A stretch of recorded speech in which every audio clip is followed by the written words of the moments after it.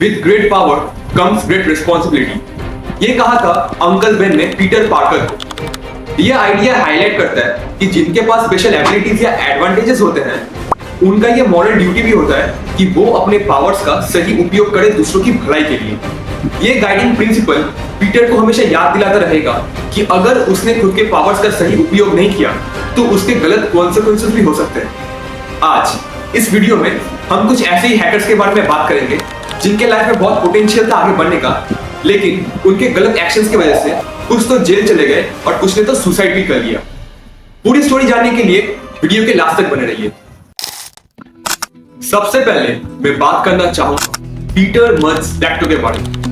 The trailblazer whose exploits laid the groundwork for modern cybersecurity, known for his groundbreaking work in the field of hacking and cybersecurity.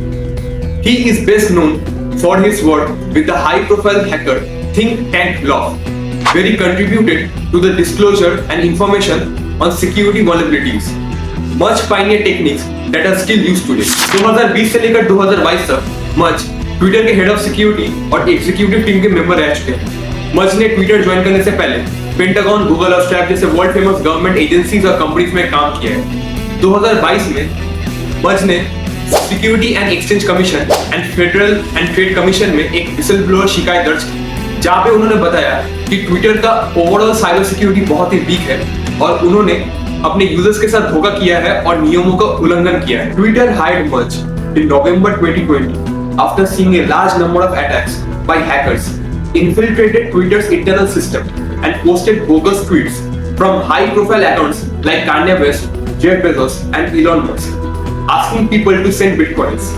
But ironically, when Mudge pointed out loopholes in the company's system, instead of fixing them, they fired him and said he has shown poor performance and ineffective leadership. Next, we have Mustafa Al-Bassam, a name that strikes fear into the hearts of many. The mastermind notorious hacker is very much famous for his involvement in high-profile cyber attacks, earning him a spotlight in the list of our cyber legends. सिर्फ 9 साल की उम्र में ही उसने programming करना start कर दिया। उसका पहला हैक एक ऑनलाइन कैलकुलेटर था जब उसने उस वेबसाइट में कुछ वल्नरेबिलिटीज ढूंढी। बाद में जाकर उसने अपने खुद का स्कूल का सर्वर भी हैक कर लिया था। जब उसको अरेस्ट किया गया तब उस पे 80 different type of criminal charges लगाए गए। एनोनमस के झंडे के तले उसने दूसरे लोगों के साथ मिलकर इजिप्ट गवर्नमेंट को भी हैक किया था एक्टिविज्म के नाम पर, और उसने ललसेक नाम का हैकिंग ग्रुप भी स्टार्ट किया था। उसके हमले के शिकार CIA, Arizona police, US senate और बहुत जन थे। जब उसको अरेस्ट किया गया तब उसकी उम्र सिर्फ 15 या 16 साल की थी। जब वो गिरफ्तार हुआ उस पर इंटरनेट इस्तेमाल करने के लिए 2 साल का बैन भी लगाया गया।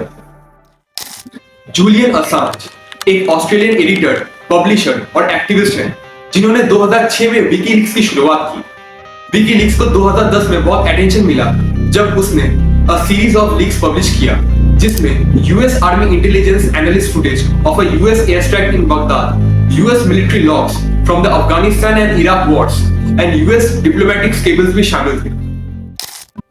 अब उन्हें US के खिलाफ बहुत सारे केसेस लगाए गए और अगर उन्हें दोषी पाया गया तो उन्हें 175 इयर्स के लिए भी जेल हो सकती है। असांज के सपोर्टर्स उन्हें एक हीरो मानते हैं जो US के वॉर क्राइम को सामने ले आए और विसल ब्लोइंग को और आसान बनाया, जबकि उनके विरोधी उनके व्यवहार को लापरवाही से बड़ा क्रिमिनल और US राष्ट्रीय हितों के नुकसान पहुंचाने वाले मानते हैं। Vivek Ramachandran, the master of hardware hacking, with his unparalleled skills and innovative approach, Vivek has earned a reputation and one of the most foremost experts in the field, revolutionizing the way we think about cybersecurity. उन्होंने पेनटेस्टर academy की स्थापना की, जो एक प्रमुख cyber security training platform है। विवेक ने अपने कैरियर में बड़े-बड़े companies like Reliance and Cisco में भी काम किया है, लेकिन उनके कैरियर का इंपॉर्टेंट पॉइंट तब आया जब उन्होंने कैफे लाते अटैक की खोज की, जो उन्हें टेक्नोलॉजी की वर्ल्ड में सिक्योरिटी की इंपॉर्टेंस को समझाने में मजबूर कर दिया, और उसका ही रिजल्ट पेनटेस्टर एकेडमी बना। विवेक के काम की वजह से और उनके स्किल्स की वजह से उन्हें मीडिया कवरेज भी मिला, जहां पे उन्होंने UPI सिक्योरिटी और WhatsApp प्राइवेसी पॉलिसी के बारे में भी चर्चा की। जो Grand, a name that becomes synonymous with gaming and cybersecurity, from hacking video game consoles to designing secure hardware, Joe has left an indelible mark on the industry. Rand became involved in electronics at the age of 7 and later joined the Boston-based hacker group Loft Heavy Industries. जो grand ने अपने carriers में बहुत बड़े बड़े contributions किए हैं और उनका सोल मोटिव हार्डवेयर में सिक्योरिटी लूपहोल्स को ढूंढना था और उन्हें फिक्स करने का तरीका दूसरे इंजीनियर्स को सिखाना था। जो ग्रैंड ने US senate committee on governmental affairs के सामने अपने हैकर हैंडल किंगपिन के आइडेंटिटी के साथ गवर्नमेंट और होमलैंड सिक्योरिटी के सामने गवाही दी थी। George Hotz, better known as Geo Hort, needs no introduction at all. As the first person to unlock the iPhone and PlayStation 3, George has earned a reputation as one of the most influential hackers of our time. He was the first to jailbreak an iPhone, hacked into both Sony and Google, then made a song about it. Created his own car company to compete with Tesla, an American security hacker, entrepreneur, and software engineer. Google paid him $160K for fixing their security flaws and rejected the $12 million offer from Elon Musk for working on Tesla autopilot system. George Hotz ने hip hop music भी बनाना शुरू किया था अपने SoundCloud account पर उनके Twitch channel पर programming live streams भी होते हैं। हॉर्ट्स का working field security research, entrepreneurship और सॉफ्टवेयर इंजीनियरिंग पर टिका हुआ है। Marcus Hutchins, the hero of WannaCry, with his quick thinking and technical expertise, Marcus single-handedly stopped one of the largest cyber attacks in the history, earning him a place among the cyber elite. Hutchins, जिन्हें malware take के नाम से भी जाना जाता है, वो एक ब्रिटिश कंप्यूटर सिक्योरिटी रिसर्चर है जिसने फेमस रैंसमवेयर अटैक WannaCry को रोका था। हचिंग्स ने साइबर सिक्योरिटी फर्म क्रिप्टोस लॉजिक में काम किया है, जहां पे उनका background threat intelligence and programming में था। उन्होंने अपना कैरियर शुरुआत किया था ऑनलाइन फोरम्स में मैलवेयर डेवलपमेंट के साथ, जहां पर वो अपनी हैकिंग स्किल्स को दिखाया करते थे।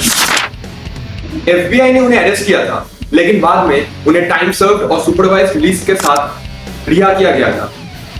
हचिंग्स ने अपने स्किल्स को क्रिमिनल पर्पसेस से कंस्ट्रक्टिव पर्पसेस के इस्तेमाल करने का संकल्प लिया है।